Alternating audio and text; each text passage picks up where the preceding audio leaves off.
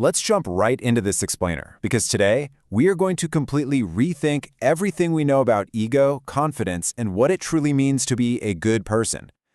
We constantly hear that having an ego is this terrible, toxic thing, right? Like it immediately disqualifies you from being a kind or compassionate human being. But what if we've been looking at it all wrong? Today, we're diving deep into the mechanics of the human mind. We're going to pull from modern psychology, ancient Stoic philosophy, and behavioral science to figure out how we can actually master our inner conflicts. So, can you have a big ego and still be a good person? It's a pretty provocative question. Honestly, our knee-jerk reaction is usually just to say, no way. But when we really look closely at the psychology of human nature, you might be totally surprised to find out that having a big ego doesn't automatically make you the villain of the story. The ego is literally just a natural part of our psychological makeup. It's the part of us that's deeply, deeply invested in how other people see us. A little ego is completely normal. The real test of a good person isn't completely destroying your ego, it's how you manage it when it flares up.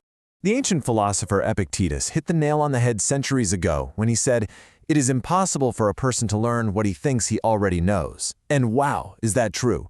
Think about some highly successful or brilliant people you might know. Have you ever noticed how they sometimes just hit a wall, they plateau? That's because their ego steps in and convinces them they have absolutely nothing left to learn. A mind that's convinced of its own perfection leaves zero room for growth. When we get obsessed with protecting our self-image and acting like we're always certain, we stop listening, we stop learning, and worst of all, we stop genuinely connecting with the people around us. All right, Section 1, the anatomy of ego. Let's explore where this inflated sense of self actually comes from, because spoiler alert, it is rarely just about simple arrogance. Take this recent cognitive behavioral therapy case study about a young guy named Noah. Noah was experiencing some severe, grandiose delusions. He literally believed he was the chosen one. But what the researchers uncovered is so fascinating. This wasn't coming from some inherent snobby sense of superiority. Actually, it was a profound defense mechanism. His grandiosity was just his mind's way of desperately seeking coherence, meaning, and safety after a history of severe trauma. It really goes to show that even extreme ego is often just protective armor against vulnerability. It's not always just a desire to be better than everyone else. Moving on to Section 2, ego versus genuine self-esteem. Once we understand that the ego is basically just protective armor, we can start to contrast it with true psychological resilience. Here is the absolute crucial difference. Ego-driven confidence, it is incredibly conditional and extremely fragile. It's highly comparative, and it's always on the defensive. It basically means you only feel good about yourself if you're actively winning or if people are praising you. Genuine self-esteem, on the flip side, rests on quiet self-acceptance. It doesn't need to grab a megaphone and broadcast itself to the whole room. With genuine self-esteem, you can take feedback as helpful information, not a personal attack. And you recover so much faster from setbacks because your fundamental worth isn't constantly on the line. Author Ryan Holiday points out that the ego constantly demands validation at literally every single stage of life. Whether you're aspiring to a new goal, riding the high of success, or scraping rock bottom in a failure, the ego is there setting us up to fail. Why? Because it completely blinds us to the hard, gritty work required for true mastery. Think about it. It's like obsessing over getting a fancy job title on LinkedIn just so people think you're important, rather than actually putting your head down and mastering the skills for the job. It makes us prioritize our image over actual substance. Which brings us to Section 3, the trap of arguing. This fragile, ego-driven confidence almost inevitably leads to outward conflict, especially when we feel our identity getting challenged. Socrates perfectly captured this dynamic when he said, "When the debate is lost, slander becomes the tool of the loser." Honestly, doesn't that just perfectly explain 99% of the internet today? Have you ever noticed how fast a simple disagreement about basic facts turns into personal attacks, mockery, or just intense sarcasm? That right there is the ego feeling mortally threatened. When a belief becomes tied up in someone's identity, challenging that belief feels like an attack on their very survival. To escape this trap, we need to master our timeline of emotional control. Let's walk through this together. At 0 seconds, boom, the trigger hits. Someone says something that really offends you.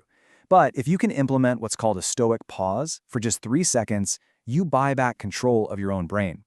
Delaying your anger by just a couple of breaths creates this incredible space to detach your actual behavior from those raw, messy feelings. And that allows you, a few minutes later, to deliver a deliberate, thoughtful response instead of just a knee-jerk reaction. We also fall into these arguing traps because of some basic human biology. Get this, the human brain processes speech 4 times faster than people actually talk. 4 times! That creates a massive and frankly dangerous gap in our conversations. Imagine sitting in a meeting while a coworker pitches an idea you completely disagree with. What do you fill that massive speed gap with? Our ego fills it with anticipation, harsh judgments, and formulating our defensive replies. We aren't actually listening to understand them anymore, we're just waiting for our turn to speak. Let's look at Section 4, Cultivating Intellectual Humility. Overcoming that automatic mental reflex requires a huge paradigm shift. We have to move away from trying to win and lean into genuine curiosity. Embracing intellectual humility is an absolute game changer. It basically means actively recognizing the limits of what you know and explicitly acknowledging that, hey, you could be wrong. It's about living with a lifelong growth mindset. Recognizing that you don't have all the answers is the secret ingredient that lets you keep learning long after pride and ego would have brought you to a screeching halt. It makes you more open, more tolerant, and honestly, just a much more effective person. So, how do we actually apply this in everyday life? Just follow these 3 super simple steps to master the art of talking less and listening more. First, use that 3-second pause we talked about. Second, just sit with the discomfort of silence. I know this is notoriously difficult for the ego to do, but seriously, don't rush to fill the void with your own voice. And third, stop giving unsolicited advice. Most of the time, that desperate urge we have to fix someone is really just our ego wanting to feel smart, helpful, or in control. Section 5. Choosing empathy and restraint. Once we stop aggressively forcing our opinions on everybody else, we create the space to actually cultivate the traits of a genuinely good person. Empathy is the absolute foundation here, and there are 2 really distinct layers to it. First, cognitive empathy. This is the intellectual ability to just understand someone else's perspective. It's like understanding exactly why your coworker is stressed out about a deadline. Then there's emotional empathy. That's the ability to actually share in their emotional experience, actively feeling that weight and stress right alongside them.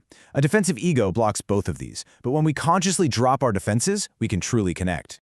When you take that empathy and mix it with compassion, kindness, integrity, and inclusivity, you build a character that naturally elevates the entire room. Look, being a good person doesn't mean you have to be flawless, and it certainly doesn't mean you never make mistakes.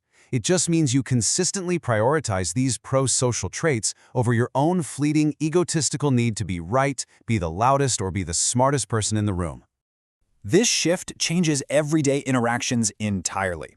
Just picture this. Your partner or a close friend is venting to you after a really long, stressful day. Your ego immediately wants to jump in with a hammer and fix the problem, right? You want to look smart and save the day. But a genuinely good person realizes that when someone is struggling, they usually are not looking for unsolicited advice. They just desperately want to be heard, understood, and validated. Shifting from fixing the problem to truly hearing the person, that is a massive victory over your ego. And that leads us nicely into Section 6, the power of quiet authority. Merging intellectual humility with deep empathy brings us to a state of being that the Stoics called quiet authority. Think about your own experiences for a second. Think about being in a tense, high-stakes meeting, or just a really chaotic room. The loudest person, the one aggressively dominating the conversation with their ego, almost never possesses the greatest actual influence. Instead, people's attention naturally gravitates toward the individual who remains grounded, composed, and stable, while all the tension around them rises. That stillness, that is quiet authority. And there is absolutely no way to fake it. Plato famously said, "The first and greatest victory is to conquer yourself." He knew that a person who can't govern their own emotions will forever be a prisoner to the manipulations of everyone else. If every minor insult ruins your day, and every bit of flattery inflates your head, you are entirely controlled by the outside world. Conquering yourself means recognizing your ego's endless demands and actively choosing not to act on them. That right there is the ultimate Stoic victory. Realizing that you don't actually need to defeat anyone else in an argument. Your peace of mind comes from the inside out, not from external validation. When you stop looking at every single conversation as a battle that you have to win, you stop being so exhausted by the world. You master the inner conflict, and in doing so, you prove that having an ego doesn't prevent you from being a deeply grounded, genuinely good person. So I'm going to leave you with this final thought. The next time that familiar heat starts rising in your chest during a disagreement, take a breath, just pause, and ask yourself, are you defending the truth right now, or are you just defending your ego? The answer might just change how you interact with the world. Thanks for joining me on this explainer, and keep mastering that inner conflict.